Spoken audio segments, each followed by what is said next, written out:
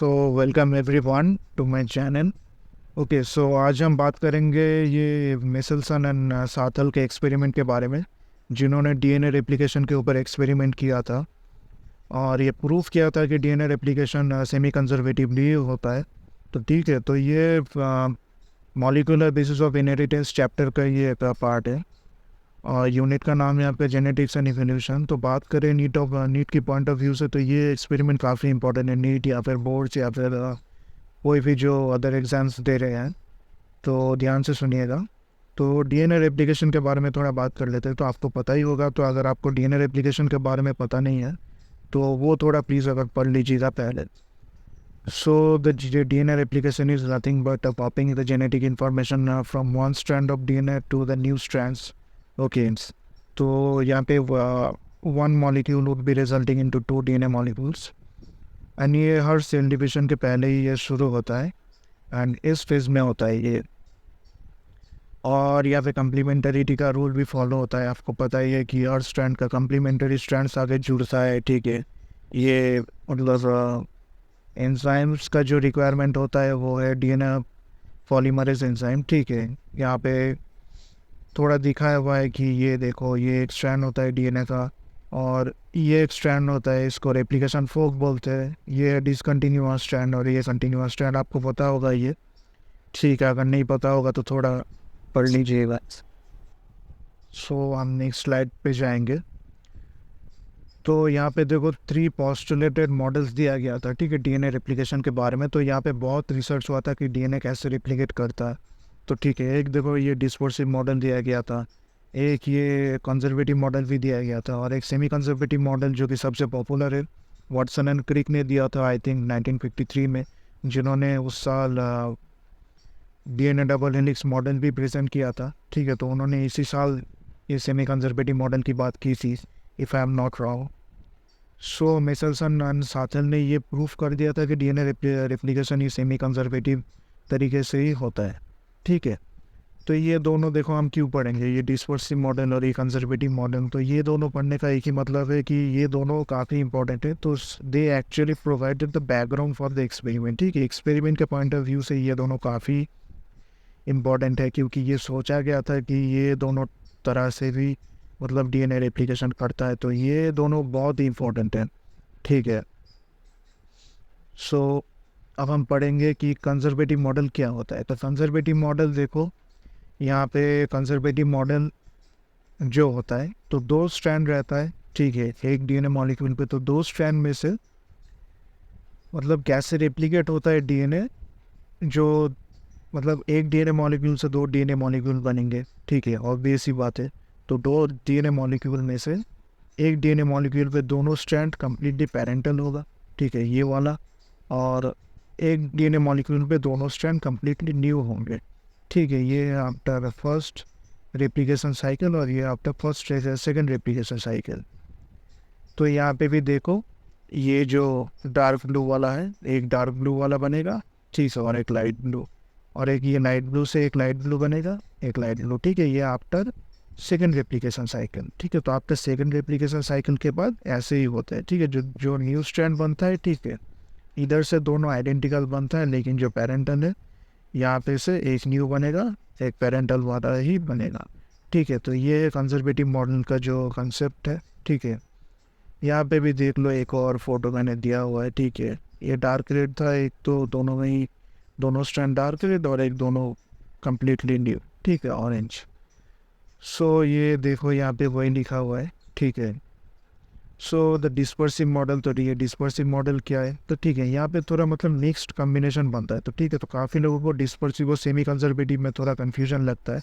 तो कन्फ्यूजन की कोई बात नहीं, यहाँ पे डिस्पर्सिव के पे देखो, सिंपली यहाँ पे दोनों पेरेंटल स्ट्रैंडेड डार्क ब्लू और जो रेप्लिकेशन हुआ है। ठीक है, तो यहाँ पे देखो एक ही स्ट्रैंड पे डार्क ब्लू और लाइट ब्लू का कॉम्बिनेशन है। ठीक है, तो एक ही स्ट्रैंड पे देखो मतलब सीक्वेंशियल है ये। ठीक है, मतलब थोड़ा सा डिसकंटिन्यूअस टाइप है, मतलब कंटिन्यूअसली मतलब एक स्ट्रैंड नहीं है। यहाँ पे पेरेंटल और न्यू का दोनों का ही कम्बिनेशन है एक ही स्ट्रैंड पे। तो यहाँ पे पेरेंटल स्ट्रैंड कैसे मतलब डिस्ट्रीब्यूट होता है, ठीक है, डॉटर डीएनए मॉलिक्यूल्स पे, इसी चीज़ का बस डिफरेंस है डिस्पर्सिव मॉडल और ये सेमी कंजर्वेटिव मॉडल बस। ठीक है, तो यहाँ पे देखो थोड़ा रैंडम डिस्ट्रीब्यूशन चलता है। ठीक है, और क्या होता है ये देखो हाइब्रिड्स और पेरेंटल एंड डॉटर टीन है, तो मतलब एकदम हाइब्रिड तरह का एक मॉलिक्यूल बनता है। ठीक है, एक ही स्ट्रैंड पे जहाँ पे पेरेंटल और न्यू दोनों का ही कम्बिनेशन देखने को मिलता है। ठीक है, आप देखो सेमी कंजर्वेटिव मॉडल क्या है, तो सेमी कंजर्वेटिव मॉडल आप सबको पता ही है। ठीक है, एक स्ट्रैंड न्यू बनेंगे और एक स्ट्रैंड पेरेंटल बनेंगे। ठीक है, आफ्टर वन रेप्लिकेशन साइकिल और following the second replication cycle वही फिर से एक स्ट्रैंड देखो लाइट ब्लू सा लाइट ब्लू और एक स्ट्रैंड डार्क ब्लू। ठीक है, यहाँ पे देखो एक स्ट्रैंड लाइट ब्लू है लाइट ब्लू और एक नया भी लाइट ब्लू ही जुड़ा है, तो ये नया जो स्ट्रैंड जुड़ा है तो उसको भी लाइट ब्लू ही यहाँ पे कंसिडर किया गया हुआ है। ठीक है, इसीलिए यहाँ पे ऐसे ही दिखाया गया है। तो ठीक है, तो सेमी कंजर्वेटिव देख लो, इधर भी वही दिखाया गया है। ठीक है, तो अब हम डिफरेंस देखेंगे डिस्पर्सिव मॉडल और सेमी कंजर्वेटिव मॉडल पे। ठीक है, तो ये दोनों ऑलमोस्ट सिमिलर होते हैं, ऑलमोस्ट सिमिलर। ठीक है, तो difference is how the parental DNA is distributed in the new replicated DNA molecules. Okay, तो सेमी कंजर्वेटिव मॉडल पे दिखाया गया है मेंटेन्स द इंटीग्रिटी, ये इंटीग्रिटी मेंटेन करता है। ठीक है, तो ये डिस्पर्सिव मॉडल पे क्या होता है, थोड़ा सा मिक्स टाइप का कॉम्बिनेशन रहता है, रैंडम डिस्ट्रीब्यूशन होता है, यही बस एक डिफरेंस है और कुछ नहीं। यहाँ पे दोनों को कंपेयर किया गया है, तो आप अच्छे से देख लेना, ये मतलब सेमी कंजर्वेटिव मॉडल और ये डिस्पर्सिव मॉडल। ठीक है, तो अब देखते हैं एक्सपेरिमेंट पे उन्होंने क्या किया था। तो ये बहुत ही अच्छा एक्सपेरिमेंट था और ये one of the most beautiful experiments in biology भी कहा जाता है। ठीक है, सो उन्होंने एक ऐसे एक्सपेरिमेंट शुरू किया था, तो उन्होंने फर्स्ट इकोलाई सेल्स, जो इकोलाई बैक्टीरिया होता है, तो उनके जो सेल्स है उन्होंने मतलब जो हेवियर आइसोटोप है नाइट्रोजन का, उनमें सॉल्यूशन में ग्रो किया गया था। ठीक है, NH4Cl में ग्रो किया गया था, आपको पता ही होगा। सो और ये मतलब रेडियो एक्टिव आइसोटोप नहीं है, ये थोड़ा हेवियर है N14 से। तो द मोस्ट एबंडेंट नाइट्रोजन आपको पता है आइसोटोप N14 और N14 और N15 में डिफरेंस क्या होता है, ओनली आइसोटोप में डिफरेंस पता होता है आपको, न्यूट्रॉन का डिफरेंस होता है, तो इसीलिए मासेस का भी डिफरेंस होता है। ठीक है, सो दैट्स वाई वेट का डिफरेंस होता है और डेंसिटी का भी, वेट की वजह से तो डेंसिटी ऑलमोस्ट अफेक्ट होगा ही। ठीक है, सो अब क्या हुआ, तो N15 सोल्यूशन में उनको ग्रो किया गया हुआ था, N15 का जो सॉल्ट का सोल्यूशन। ठीक है, NH4Cl, तो उनमें देखो 14 bacterial generations, up to 14 bacterial generations उन्होंने ये इकोलाई सेल्स को ग्रो किया गया था। तो क्यों 14 जनरेशंस तक ग्रो किया गया था, ताकि सारे के सारे जो सेल्स है उनमें जो डीएनए है, ठीक है, क्रोमोसोम के अंदर, तो डीएनए में जो आपको पता है डीएनए में नाइट्रोजन बेसिस होते हैं, तो सारे के सारे डीएनए मॉलिक्यूल्स पे ये N15 वाला इनकॉर्पोरेट हो जाए कम्प्लीटली, और जो N14 वाला जो मतलब डीएनए मॉलिक्यूल्स है वो ना बचे। ठीक है, तो इसीलिए N15 में मतलब अप टू 14 जनरेशंस उन्होंने ग्रो किया गया था। और काफ़ी बार इन्होंने ये डेंसिटी सेंट्रीफ्यूगेशन, ठीक है, डेंसिटी ग्रेडियंट सेंट्रीफ्यूगेशन मेथड इन्होंने अप्लाई किया था ताकि N14 को N15 वाले मॉलिक्यूल से अलग किया जाए। तो ठीक है, तो आपको पता है कि N14 लाइटर है और N15 में हेवियर है, तो डिस्टिंग्विश करने में काफ़ी आसानी हुई उनको। तो हेवी बैंड जो है वो थोड़ा टेस्ट ट्यूब पे नीचे जाएगा और लाइटर बैंड जो है वो थोड़ा ऊपर जाएगा। और एक्चुअली ये डेंसिटी ग्रेडियंट सेंट्रीफ्यूगेशन है क्या, ये हम बाद स्लाइड में देखेंगे। ठीक है, नेक्स्ट स्लाइड में। सो उन्होंने एनालाइज किया हेवी स्ट्रैंड और लाइटर स्ट्रैंड को, सो उनको डिफरेंशिएट करना उन्होंने शुरू कर दिया। तो ठीक है, तो N15 was completely incorporated into the strands of the bacterial DNA and the DNA molecules became heavier। तो ठीक है, तो सारे के सारे मॉलिक्यूल्स हेवियर हो गए थे, और जो मतलब बचे हुए थे जो N14 वाला जो भी थे, ठीक है, तो उनको उन्होंने अलग कर दिया था। तो N15 वाले सेल्स को उन्होंने अलग करके आइसोलेट कर दिया था। ठीक है, तो यहाँ पे देखो मतलब फ्लो चार्ट दिखाया हुआ है। ठीक है, तो ये देखो फर्स्टली इन्होंने N15 वाले मीडियम पे ग्रो किया गया था। यहाँ पे वाइट कलर दिखाया गया है क्योंकि NH4Cl का कलर वाइट ही होता है। ठीक है, सोल्यूशन का कलर तो ट्रांसपेरेंट होता है, एक्चुअली वाइट नहीं होता। तो इसीलिए यहाँ पे वाइट दिखाया है मैंने। तो यहाँ पे देखो फिर सेंट्रीफ्यूगेशन किया है, ठीक है। फिर यहाँ पे देखो दिखाई दे रहा है कि एक लाइट बैंड ये N15 वाला और एक हेमी बैंड, ठीक है। ये सैम्पल एट 0 मिनट्स, मतलब यही से एक्सपेरिमेंट का शुरू होता है। 0 मिनट्स क्यों है ये आपको पता चलेगा। तो ये हेमी बैंड देखो नीचे प्रेजेंट है और ये लाइटर वाला बैंड ऊपर प्रेजेंट है।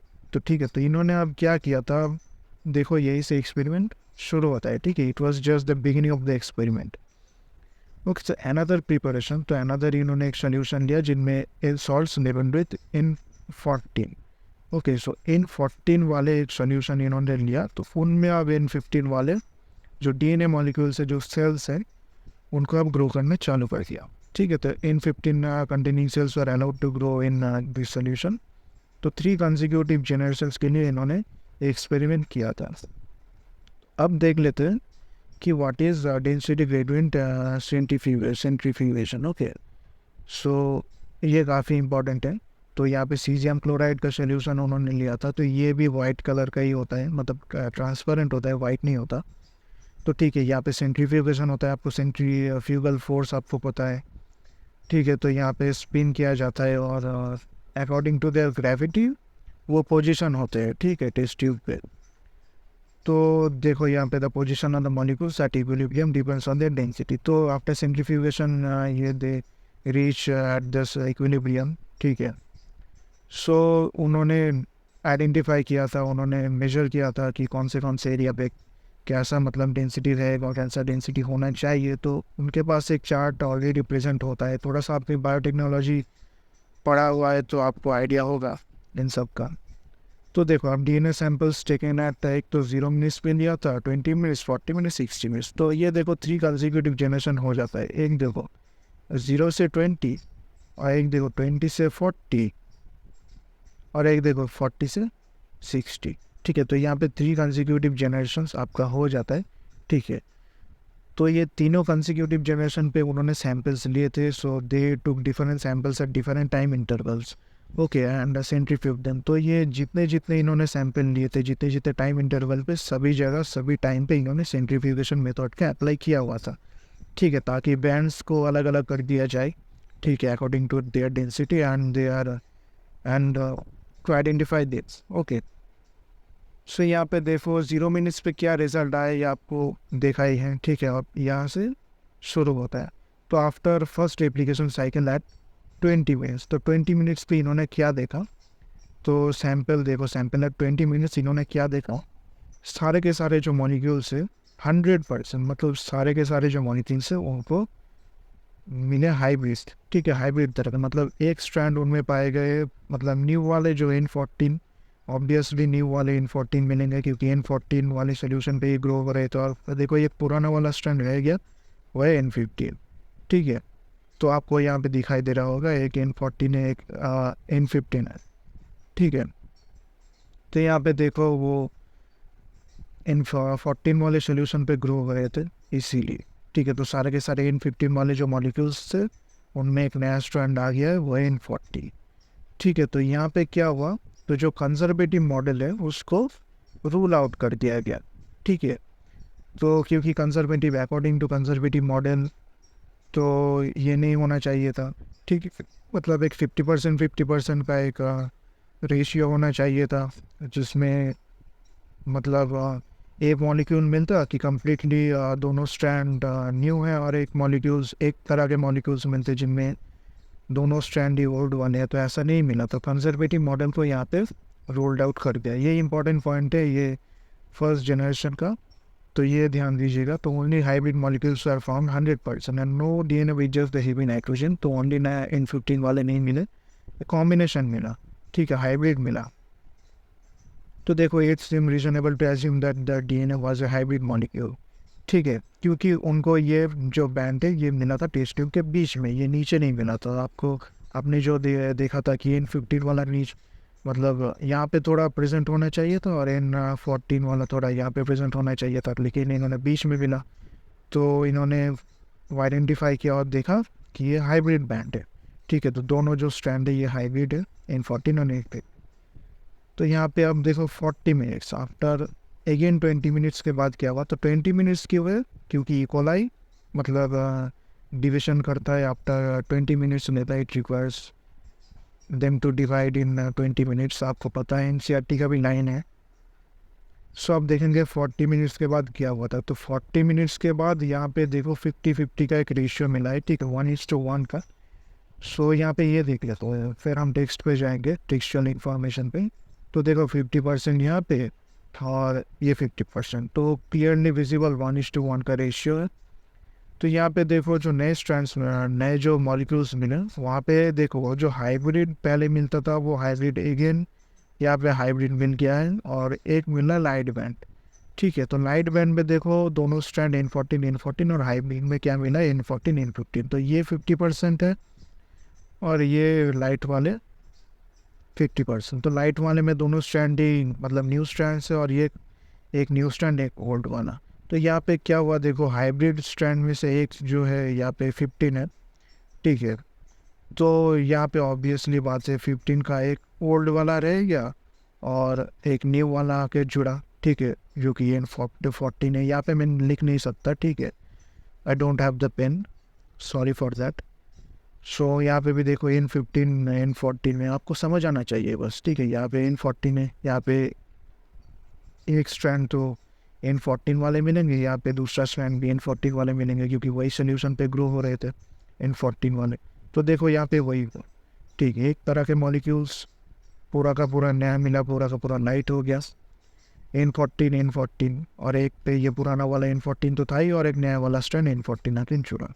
तो ठीक है, तो ये मतलब 50% मॉलिक्यूल्स ये वाले हुए थे, 50% मॉलिक्यूल्स लाइट वाले हुए थे।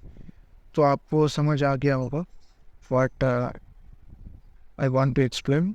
सो यहाँ पे टेक्सचुअल इंफॉर्मेशन पे देख लेते हैं थोड़ा। तो देखो 2 डिस्क्रीट बैंड्स, ठीक है, तो दोनों के दोनों पूरे अलग थे। एक थे मतलब देखो एक थे लाइट और एक थे हाइब्रिड स्टैंड्स। तो ये हेवियर थे थोड़ा, तो हेवियर वाला मतलब बीच में जाएगा, मतलब इससे हेवी है, ठीक है। सो देखो यहाँ पे क्या हुआ था, तो सेकेंड रेप्लिकेशन साइकिल के बाद ये पता लग गया था कि ये डिस्पर्सिव रेप्लिकेशन तो नहीं हो सकता, ये डिस्पर्सिव रेप्लिकेशन होता तो यहाँ पे क्या होता, देखो सारे के सारे मॉलिक्यूल्स 100% मॉलिक्यूल्स क्या होता है इधर सेम ही होते, ठीक है, और 100% पे इधर क्या होता है एक स्ट्रैंड पे वही मतलब 15-14 वाला कॉम्बिनेशन रहता और दूसरे स्ट्रैंड पे भी वही रहता। तो ठीक है, तो 100% कॉम्बिनेशन यहाँ पे यही रहता। तो यहाँ पे तो सीधी सी बात है डिस्पर्सिव मॉडर्न में ही होगा, तो उसको भी रोल्ड आउट कर दिया गया। तो ठीक है, तो in contrast to dispersive replication would produce DNA that all had equal proportion of N14 to N15, all the DNA would be the same weight, ठीक है। तो सारे के सारे सेम वेट ही होते हैं, जो आपको मैंने बताया 100%, और दोनों स्ट्रैंड यहाँ पे कॉम्बिनेशन आता है, ठीक है। So this is very easy to understand, I hope you are able to identify that. So अब हम नेक्स्ट देख लेते हैं। तो देखो यही पे प्रूव हो गया था ऑलरेडी कि ये DNA रेप्लिकेशन सेमी कंजर्वेटिव ही है, ठीक है, और कुछ नहीं है। तो ये पॉइंट थोड़ा याद रखना, डिस्पर्सिव रेप्लिकेशन को यहाँ पे रूल आउट कर दिया गया, ठीक है। तो ये काट देते हैं। तो अब देखो कि ये पता लग गया होगा। So I just request you to please go through the PPT, go through the PDF, you will able to understand completely. हम थोड़ा मतलब अपनी कॉपी पे थोड़ा बना लेना, ठीक है, हाथ से, तो आपको अच्छे से समझ आएगा। तो आप देखो ऑब्जर्वेशन आफ्टर 60 मिनट्स, तो 60 मिनट्स के बाद उन्होंने क्या देखा, ऑब्वियस ही बात है, आप कॉपी पे करके देख लेना। यहाँ पे 75% उनको लाइट मिलेंगे, 25% हाइब्रिड मिलेंगे। कैसे मिलेंगे अब, ठीक है, यहाँ पे देखो टोटल 2 मॉलिक्यूल्स हमने दिखाए हैं, ठीक है, मतलब 2 नहीं 50%, ठीक है, 2 तरह के मॉलिक्यूल्स। तो देखो ऑब्वियस ही बात है, अगर हम 2 मॉलिक्यूल्स लेंगे, यहाँ पे ऊपर ये एक टाइप का एक ही मॉलिक्यूल, ये भी एक टाइप का एक ही मॉलिक्यूल, ठीक है। तो 2 मॉलिक्यूल से टोटल 4 मॉलिक्यूल बनेंगे, तो इधर भी 4 मॉलिक्यूल ही दिखाया गया है परसेंटेज वाइज। तो देखो एक एक स्ट्रैंड से दोनों स्ट्रैंड बनते हैं, ठीक है। आपको अगर मतलब ड्रॉ करके दिखाओ, सो इधर आके जुड़ता है, ठीक है, डिसकंटिन्यूअस, ठीक है, और इधर होता है कंटिन्यूअस स्ट्रैंड, पता होता है आपको। और ये एप्लीकेशन तो एक देखो, एक एक स्ट्रैंड से मतलब दो दो स्ट्रैंड्स बनते हैं, ठीक है। तो एक मॉलिक्यूल से तभी जाके दो डीएनए बनेंगे। तो देखो ये N14 था, तो ये स्ट्रैंड N14 होगा, ये भी N14 होगा। क्लियरली ये तो पेंसिल आइकन पे ध्यान दो, ये भी N14 है, तो यहाँ पे भी N14 होगा, यहाँ पे भी N14, ठीक है। तो देखो दो मतलब डीएनए मॉलिक्यूल्स सारे स्ट्रैंड्स N14 N14 वाले मिल गए। इधर भी मार्क कर देता हूँ, ये देखो, ये देखो, ठीक है, दो मिल गए। अब इस वाले पे आओ, इधर पे देखो, सॉरी सॉरी सॉरी, थोड़ा गलत हो गया। यहाँ पे एक मान लो डिसकंटिन्यूअस स्ट्रैंड, ठीक है, ये भी N14 वाला। तो ये देखो एक मॉलिक्यूल, यहाँ पे दो डीएनए मॉलिक्यूल बनेंगे, ये एक और ये एक, ठीक है। यहाँ पे दोनों स्ट्रैंड्स, यहाँ पे एक देखो पुराना वाला N15 वाला रह गया और एक नया वाला N14 आके जुड़ा, और यहाँ पे दोनों N14 N14। सो देखो एक और N14 N14 थर्ड वाला, और एक N15 N14 वाला, ठीक है। ये एक ही मिलेगा, ठीक है, ऊपर आपको दिखा दिया एक मिलेगा। तो that's why it is 25% heavy. Heavy मतलब in comparison to this sample, okay. So और ये 75% लाइट सैंपल मिले, तो therefore the ratio turn out to be 3:1, ठीक है। ये आप थोड़ा देख लेना खुद से करके। तो एनसीईआरटी डायग्राम की बात करें तो देखो यहाँ पे दो ही साइकिल दिया हुआ, एक 20 मिनट्स का, एक 40 मिनट्स का। तो आफ्टर वन रेप्लिकेशन साइकिल यहाँ पे कंफ्यूजन नहीं होना, यहाँ पे दो दो मॉलिक्यूल्स दिखाए गए, ठीक है। तो दो दो मॉलिक्यूल्स तो ऑब्वियसली यहाँ पे चार होंगे, तो ये दोनों मैंने अलग कर दिया, ये दोनों ऐसे ही अलग होंगे, ये दोनों ऐसे अलग होंगे, ठीक है। तो इससे मतलब ये बने हैं और इससे ये वाला बना है, ठीक है। ये थोड़ा अपना बुक में भी मार्क कर लेना। तो ये देखो एक कम्प्लीटली आफ्टर 40 मिनट्स क्या हुआ था, 50-50, ठीक है। 1:1 का रेशियो आया था, तो 50% क्या है, लाइटर है, 50% only light, okay. N14 N14, और देखो एक हाइब्रिड मिलेगा, ठीक है, N15 N14 वही है, ठीक है। एक ये और यहाँ पे भी देखो एक ये N14 N14 और N14 N15, ठीक है। तो यहाँ पे कंफ्यूजन नहीं होना, ठीक है। ये बस मतलब दो मॉलिक्यूल्स दिखाए गए हैं इधर, तो इधर चार ही दिखाए गए, ठीक है। इधर एक भी इन लोग दिखाते तो भी मतलब प्रॉब्लम नहीं है, क्योंकि इन्होंने दो दिखाया, क्योंकि एक से दो मॉलिक्यूल्स बनता है, ठीक है। तो इन्होंने ऐसे दिखाया, तो मैंने ऐसे नहीं दिखाया था, मैंने परसेंटेज वाइज दिखाया था, ठीक है। आपको मतलब कहा गया वो, हाँ ये वाला, तो मैंने बस परसेंटेज वाइज दिखाया गया, तो ठीक है। तो मैंने एक ही तरह का मतलब मॉलिक्यूल यहाँ पे दिखाया है, ठीक है। तो यहाँ पे कन्फ्यूजन नहीं होना। और थोड़ा बता दूँ आपको सेंट्रीफ्यूगेशन के बारे में, तो आपको अगर कन्फ्यूजन नहीं होगा तो सारे के सारे जितने भी उन्होंने सैंपल्स लिए थे, all the time they took the samples, they centrifuge them, okay. So यहाँ पे कन्फ्यूजन नहीं होना, ये सेंट्रीफ्यूगेशन पे थोड़ा कन्फ्यूजन आ जाता है। तो सारे के सारे सैंपल्स में इन्होंने सेंट्रीफ्यूग क्यों किया था, आइडेंटिफाई करने के लिए कि कौन सा बैंड किधर प्रेजेंट होता है, ठीक है। कौन सा बैंड ऊपर आता है, कौन सा नीचे, कौन सा मिडिल पे आता है। तो सेंट्रीफ्यूगेशन मेथड ये सारे देखो 0 मिनट पे भी किया था, 20 मिनट्स पे भी, 40 मिनट्स पे भी, और 60 पे भी। एंड आपके लिए दो क्वेश्चंस मैंने रखे हैं, ठीक है। सो ये क्वेश्चन कंटिन्यू फॉर 3 जनरेशंस, तो क्या रेशियो होगा, ये देखो ये है N15 N15 वाला, ठीक है। ये हाइब्रिड वाला और ये नाइट है। तो देखो N15 N15 क्या था, कोई भी नहीं था, ठीक है। आफ्टर थर्ड जनरेशन, आफ्टर क्या, after 60 minutes, okay, N15 N15 वाला कोई भी नहीं मिला। तो देखो हाइब्रिड मॉलिक्यूल मिला 25%, N15 N14, और N14 N14 कितना मिला, 75%। तो ऑब्वियसली बात है 0:1:3, इसे 0:25:75 होगा रेशियो, तो 0:1:3। तो ये आपके लिए एक और क्वेश्चन, अगर फोर्थ जनरेशन्स के बाद मतलब फोर्थ रेप्लिकेशन साइकिल के बाद क्या रेशियो आएगा इन तीनों का ही। तो एक देखो ये तो ज़ीरो ही होगा, ठीक है। तो सारे के सारे यहाँ पे ज़ीरो ही हैं। तो ये ऑप्शन आपको कमेंट सेक्शन में बताना है, आप खुद से करके देखना, ठीक है, स्ट्रैंड्स बनाते जाना, आपको आ जाएगा। ठीक है, तो ये ऑप्शन आप कमेंट में लिख देना।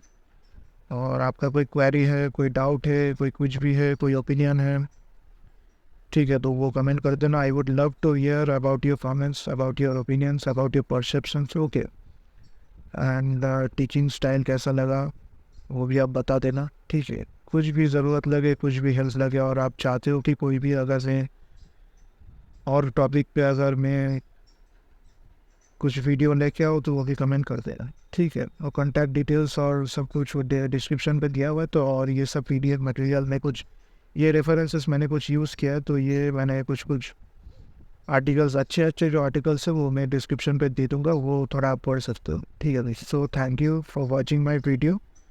Hope you all are doing great, and best wishes for your upcoming examination. Best wishes for NEET 2025. Okay, thank you.